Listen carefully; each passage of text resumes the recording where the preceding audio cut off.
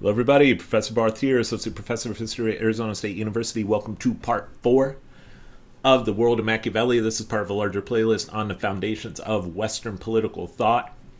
Today we continue our discussion of The Prince, published in 1513, and our topic today is fear, love, hatred, and cruelty. Machiavelli has a lot to say. The discussion question for today, and feel free to comment below, when governing a state, if you must choose between being feared by the people or being loved by the people, which should you choose? Naturally, a ruler may desire to have a bit of both, but if you must choose between one or the other, which is best if you are governing a state? Now, just as a reminder, Machiavelli's The Prince is written for rulers, princes, legislators, kings, men like Ferdinand II of Spain, men like King Louis XII of France, men like Charles the Habsburg Emperor on the left, or Lorenzo de' Medici on the right. And you'll recall he says, I intend to write something useful to the audience in this advice manual for the ruler. And so it seemed better to go after the real truth of the matter. That's what Machiavelli's concern is. I'm going to give it to you raw. I'm not a great many men have imagined states such as nobody ever saw in the real world. I'm going to give you the real world, because the man who neglects the study of the real in order to study the ideal will accomplish his ruin, not his salvation. So that's where Machiavelli sits. And actually, for this reason, I've found in my classes, whenever I teach Machiavelli at ASU, a lot of students find Machiavelli very refreshing, because he's just giving it to you how it is. He's giving you the raw, real truth as he sees it. Again, I have some significant disagreements with Machiavelli. I'm going to discuss that in a final segment, a final video segment later this month. But if you haven't seen part 3, you're going to want to do that. Posted it last week, Virtue and Vice in a Prince, and we took a look at Machiavelli's statement. Well, that's quite a scandalous statement. He says, any man who tries to be good all the time is bound to come to ruin. Among the great number who are not good. He said, great number of men are not good. If you try to be good all the time, you're bound to come to ruin. Hence, a prince who wants to keep his authority must learn how not to be good, and then to use that knowledge accordingly. Sometimes you need to not be good, and then other times you should be good. But you do it as necessity requires. And so Machiavelli is a realpolitik man. And today we're going to take a look at what he has to say about fear, love, hatred, and cruelty. So let's dive into the text. Machiavelli says this in chapter 17. Every prince should prefer to be considered merciful rather than cruel. Okay, fair enough. Who would disagree with that? Of course, given the choice between two, you would prefer to be merciful rather than cruel. Yet, he should be careful not to mismanage this clemency. Uh-oh. All right, here comes Machiavelli. Where might clemency be mismanaged, according to Machiavelli? Well, he says this. No prince should mind being called cruel for what he does to keep his subjects united and loyal. He may make examples of a very few. So, if there are any subjects who are threatening this unity and loyalty, you may make examples of those very few, and that's where maybe a little cruelty may come in, if appropriate. We'll see. He qualifies this a bit in a moment. And as to justify this point, Machiavelli says this: if you make examples of a very few, you'll be more merciful in reality than those who, in their tender-heartedness, allow disorders to occur with their attendant murders and looting. So to use a modern day example, you make a stern example against Antifa or something, and if there's rioting, looting, and all the rest, and you make that stern example, and now you've established order, stability within a state, and in reality, even though you've made a stern example of those disorderly individuals, you're really more merciful than those who in their tenderheartedness would let them run rampant, okay? Run amok, causing turbulence in the community.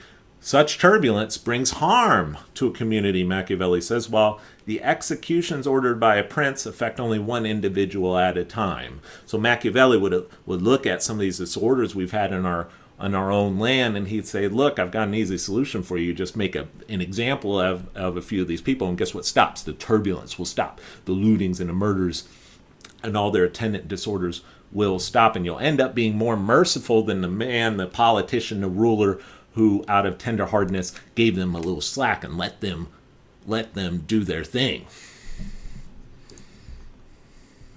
Yet, Machiavelli continues, a prince should be slow to believe rumors and to commit himself to action on the basis of them. So don't be so quick to believe everything you hear, or to believe rumors or conspiracies. He ought to proceed cautiously, moderating his conduct with prudence and humanity, allowing neither overconfidence to make him careless, nor excess suspicion to make him intolerable. So for Machiavelli, it's a balancing act. You can get over suspicious of the people, and you may come down too hard and incur hatred, as we'll see in a moment. And so, don't be, if you're a ruler, don't be paranoid. Stalin, for example, was a paranoid just to the nines, and as a result, he incurred hatred among so many of the people. He just purged the entire party because he was so paranoid. He was quick to believe rumors. No, a prince should be slow to believe rumors, should be prudent in his action, and moderate in his conduct. So there's almost a caricature out there of Machiavelli, like, oh yeah, just come down with the hammer, for a small trifling thing, and that is not Machiavelli's position. He says, no, you must be wise about this, you must be prudent, and you must be and you must allow your own humanity to moderate your conduct. Now, you don't want to be overconfident of the stability of your state. Again, if you're overconfident, you'll be careless, and you'll allow these people, again, out of your tenderheartedness, you'll allow these disorders to occur.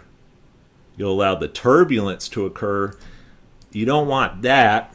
On the other hand, you don't want to be excessively paranoid. And as a result of your excess suspicion of the public, you become intolerable to the public. We'll see why this is so important for Machiavelli. So you need to strike that balance. The balance is important, and it's a tricky one. That's a difficult lane to first happen upon and then to stay upon. Here the question arises, Machiavelli continues, is it better to be loved than feared? Or vice versa? I don't doubt that every prince would like to be both, but since it is hard to accommodate these qualities, if you have to make a choice, to be feared is much safer than to be loved. To be feared is much safer than to be loved. That's Machiavelli's thesis in really for this portion of our text. Now, again, you don't want the excess suspicion. You want to moderate your conduct with prudence and humanity. But it's more important to be feared than loved. And that word fear, we need to also think a bit. It doesn't mean the whole population is just, shaking in their boots because they don't know at any moment the ruler might snap. Not like that. It's Christians like myself often talk about the fear of God. I'm a God-fearing man. What does that mean? It means that I respect the authority of God, and I don't want to... I fear the consequences of recklessly and rashly going up against his commands. Okay, I don't want to do that because I know God's all powerful, and I recognize this is the being who spoke the this is the God is the one who spoke the universe into being, and so that's not someone that I want to treat lightly, and so in a similar way, but obviously on a more down to earth human level, in a government, a healthy government, the people there will be an element of fear there. I don't want to break the law. Why? Well, if I break the law is going to come down on me. All right? If I conspire against the prince is going to come down hard on me. Okay? That's really what Machiavelli means here. He said, look, if you can be loved, that's great. But if you have to choose between the two, it's definitely better. It's definitely safer to be feared than to be loved. Well, why? Well, he continues. For it is a good general rule about men, here we get the human nature, that they are ungrateful, fickle, liars, and deceivers, fearful of danger and greedy for gain. While you serve their welfare, they are all yours. Okay? You do kind things for them, and you benefit them as individuals. They'll be all in your corner. They'll love you, okay? But when the danger is close at hand, when you call for them to sacrifice something, or when it's a moment of crisis, when danger is close at hand, they turn against you. Why do they do that? Well, again, because men are ungrateful, fickle, liars, and deceivers, fearful of danger and greedy for gain. It's human nature. We saw it in Thucydides. We see it again here in Machiavelli. Then, any prince who has relied on their words and has made no other preparation will come to grief. And so if your rule is founded on love and you don't have that fear element, you're going to lose the people when danger comes in. As long as times are good, we call it sunshine patriot. All right? As long as times are good, they're on your side, but the moment it goes awry, you lose them. If they don't fear you as their ruler. People are less concerned, Machiavelli says, with offending a man who makes himself loved than one who makes himself feared. And this is obvious why. The reason is that love is a link of obligation which men, because they are rotten again, or depraved human nature, will break any time they think doing so serves their advantage. The men are they'll break that obligation of love. It's easy to break, and they'll do it when it's convenient. But fear, that's a different level. Fear involves dread of punishment from which they can never escape. They can't just, it's really not on their terms, it's on your terms as the ruler. Still, Machiavelli says, and this is very, very critical, a prince should make himself feared in such a way that even if he gets no love, he gets no hate either. And this is such an important part of Machiavelli. And again, the caricature of Machiavelli, the caricature out there is that, just, lie all the time and treat people poorly and just be, wantonly cruel. And that, no. Machiavelli's not saying that. He's saying be prudent, have an element of humanity, strike that balance. And he says, make sure you're not hated. Why? Well, because it is perfectly possible to be feared and not hated. Okay, going back to what I said about the fear of God. Fearing God is very different than hating God. Now, there are a lot of men out there who hate God. Okay, but those who hate God, ironically, actually don't fear God. Okay? They don't fear God. If they did fear God, they would love God. But here he's saying it's possible to be feared and not hated, and that's what you must strike. That's the area you want to sit as a ruler. And this will be the result if only the prince will keep his hands off the property of his subjects or citizens and off their women. So for Machiavelli, if you want to be hated, you're a ruler, you want to be hated, take property, take private property, seize private property, and seize their women. Okay? And that will make you hated. When he does have to shed blood, he should be sure to have a strong justification and manifest cause. So keep your hands off, in order to be feared but not hated, keep your hands off people's private property. Let people have their property. Keep your hands off their women. Okay, I think of Braveheart. Great movie. What happened there? The nobility were getting their hands on the women. And what happened? He incurred hate. I can't remember the gentleman's name. I remember the one who got tied up to a tree and got his throat slit. Why? Because he put his hands on the women. So keep your hands off property. Keep your hands off women. And then if you have to shed blood, you better have a strong justification and manifest cause. That's so important.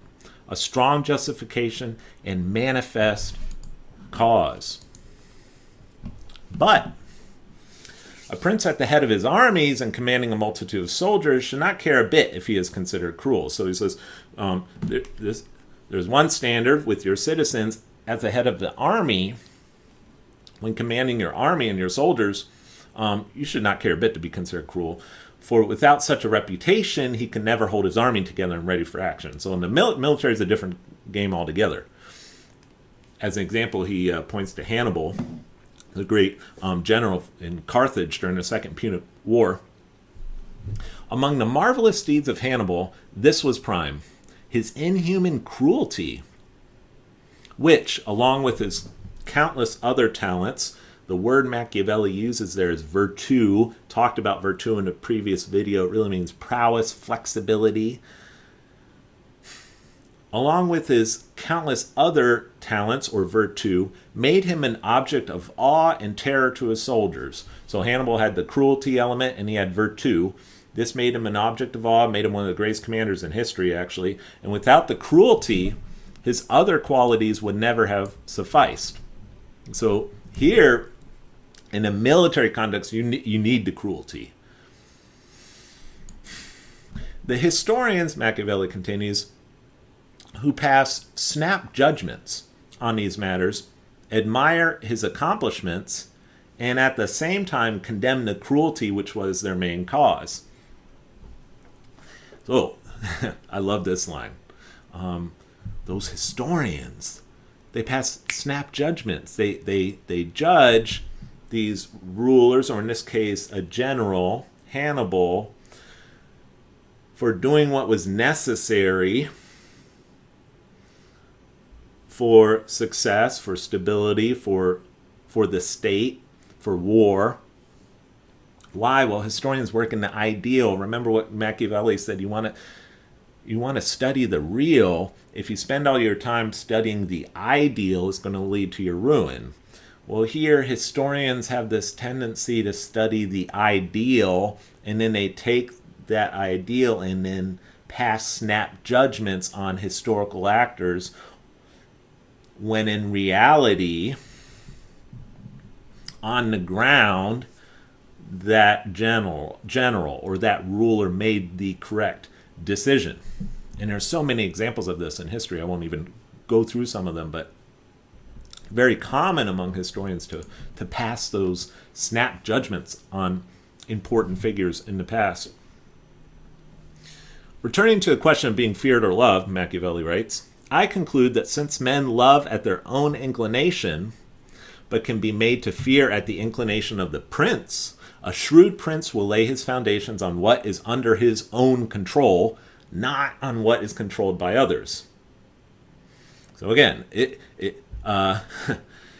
you're feared, that's something that you control. You can control that. But the love element is more out of your control, and so it's riskier.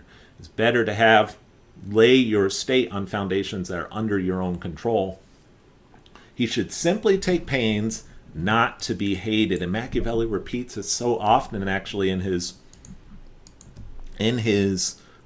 chapter, and then in later chapters. This is a previous chapter, in chapter 16.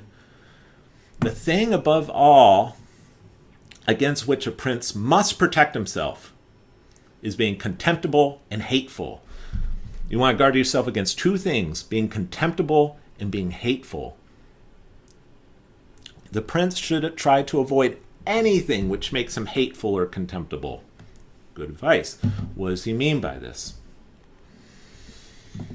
What makes him hated above all, gotta love the title of this chapter, chapter 19 on avoiding contempt and hatred. All right, let's see what Machiavelli says.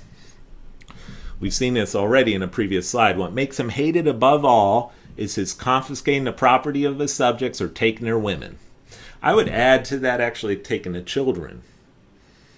And I think you're seeing a lot of that today with the whole debate about transgender kids in school and all that. Those are parents reacting very strongly against attacks on children.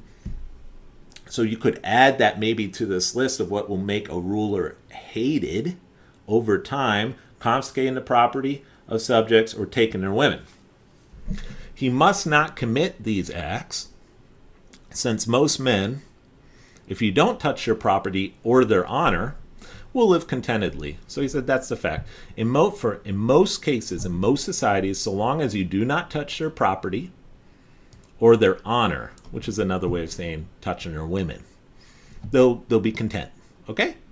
So those are the two things you want to avoid in order to not be hated.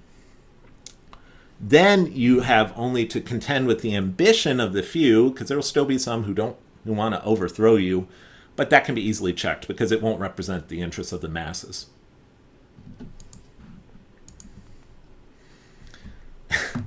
What makes the prince contemptible? So we have hatred. This is what makes you hated: taking property, taking the women. I say taking the children too on top of that. What makes a prince contemptible is being considered changeable, trifling, effeminate, cowardly, or indecisive. He should avoid this as a pilot does a reef, and make sure that his actions bespeak greatness, courage, seriousness of purpose, and strength. So contemptible is a little different than hated. Hated, for a ruler to become hated, again, we discussed that, but contemptible is a little different. A ruler can become just downright to a point where you look at the ruler and you have no respect for the man, and usually it has to do with indecisiveness, okay, and cowardice. Machiavelli says effeminate. He just doesn't have the strength or the seriousness of purpose that you find in a George Washington or rulers of that type. For any prince who gives such an impression, that is, these good actions, greatness, courage, seriousness of purpose, and strength, any prince who gives such an impression is bound to be highly esteemed. And a man with such a reputation is hard to conspire against, hard to assail, as long as everyone knows he is a man of character and respected by his people. And the reason why I chose Washington here is because Washington, more than any other president, he's actually my favorite president, more than any other president, he was a man, he was known widely among the public as a man of character, and he was widely respected more than any other president in our history by his own people.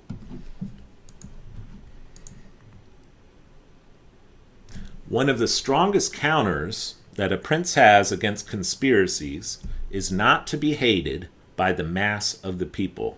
So you want to make sure there's not a conspiracy to overthrow your state, your rule.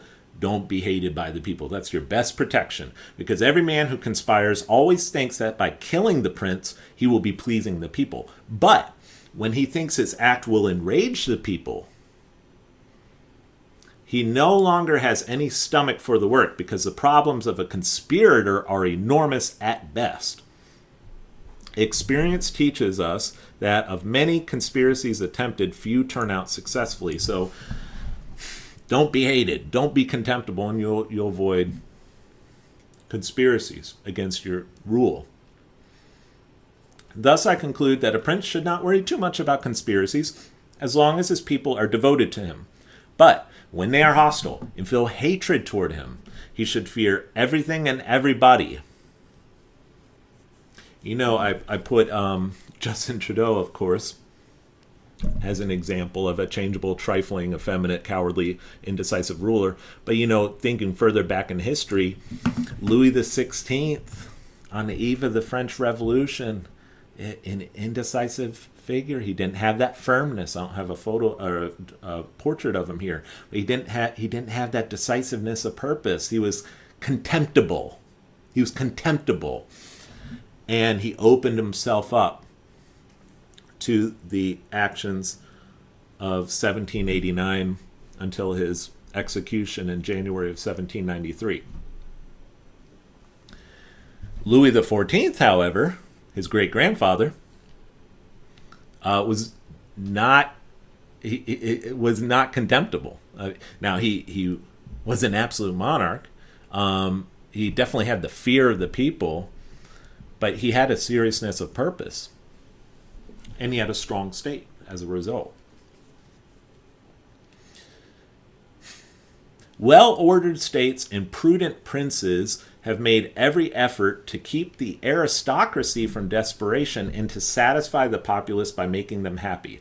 This is one of the most important of a prince's duties. Again, getting beyond the caricature of Machiavelli. Machiavelli is right here in The Prince, saying that it's one of the most important of a prince's duties to satisfy the populace by making them happy. So again, when he says it's better to be feared than loved, he's not saying try not to be loved. He's just saying don't be hated, don't be contemptible. And then this is also critical. Keep the aristocracy from desperation. It's important to have elites, even if you're bucking the system, even if you're doing things from time to time that anger the elites or upset the elites or go against elite interests. First of all, if you do that, it better be in order to satisfy the populace. Okay, it better have a purpose. If by going up against the elites, you also happen to satisfy the populace, then that's a good trade-off. But what you really don't want to do, you don't want to go too far into drive the aristocracy, or in our day, the elite classes, to desperation. And that's really difficult, especially when you have a really corrupt elite. That's difficult to make sense of. If you have an old rotten state, and an old rotten elite, any reform may start to drive that elite to desperation, and so maybe it's impossible to avoid. But if you want a well-ordered state, if you want to rule prudently, you do need to make an effort. Machiavelli says make every effort to keep the aristocracy from desperation. And from this, we can draw another notable lesson. Princes should delegate unpleasant jobs to other people and reserve the pleasant functions for themselves. When I was reviewing these slides, I couldn't help but think of how the complaints from Kamala Harris's staff that Joe Biden keeps giving her all the unpleasant tasks, like she was put in charge of dealing with the border, and a lot of Kamala Harris's staff, they feel like Biden's thrown her under the bus because he's giving her all the unpleasant tasks and jobs as vice president. And why would you do this? Again, because you don't want those unpleasant jobs. You don't want the people to associate those unpleasant jobs with you, because if they do, you may be hated, you may be contemptible, and so you just give that to somebody else. To use an example from Machiavelli's day, when we talked about Cesare Borgia, appointed a governor, Ramiro Dorco, and had Dorco sort of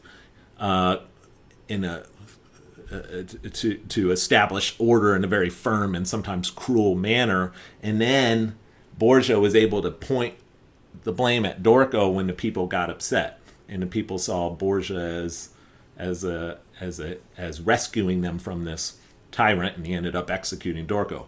But you want to delegate unpleasant jobs to other people so that you, the ruler, the prince, do not incur that hatred from the people or from the aristocracy. Here it should be noted, Machiavelli continues, that hatred may be earned by doing good. Machiavelli loves adding these little, asides. You may, by doing good, become hated by the people, which is another reason why it's not always best to be good. Sometimes you need to learn how not to. You need to learn how not to be good, and sometimes you must utilize that knowledge of how not to be good, because hatred may be earned by doing good, just as much as by doing evil. And so, as I said above, a prince who wants to keep his state is often bound to do what is not good. Because when that group is corrupt, whose support you think you need, whether the people or the army or the nobility, then you have to follow their humors to satisfy them, and in that case, good deeds are harmful to you. Well, what about the right to bear arms? What would Machiavelli make of that? What would he make of our Second Amendment? Well, he addresses actually arms. He has a whole chapter 20 of The Prince, building fortresses and other defensive policies. Machiavelli says this: in order to keep a tight grasp on the state, some princes have disarmed their subjects. Oh, sound familiar? Some princes have disarmed their subjects in order to keep a tight grasp on the state. Now, of course, these princes who do that say, oh, it's for your own good and safety. But the real reason is because they want to keep a tight grasp on their state. Others have tried to control their captured city by dividing them into factions. Others have made a point of winning over those who were suspect at the beginning of their reign. Some have built new fortresses. But what about this? What about disarming their subjects? Where do you think Machiavelli sits in this debate? You might think that Machiavelli would be in favor of disarming the subjects, but you would be wrong in that opinion. Machiavelli argues that that would be the wrong way to go about it. Listen to what he says. There never was a new prince who disarmed his subjects. On the contrary, when he found them without weapons, he always armed them. The reason is that when you arm them, their arms become yours. Those who were suspect become your faithful supporters, and those who were faithful before continue so. And from being merely your subjects become your partisans. So he says, look, you want an armed public.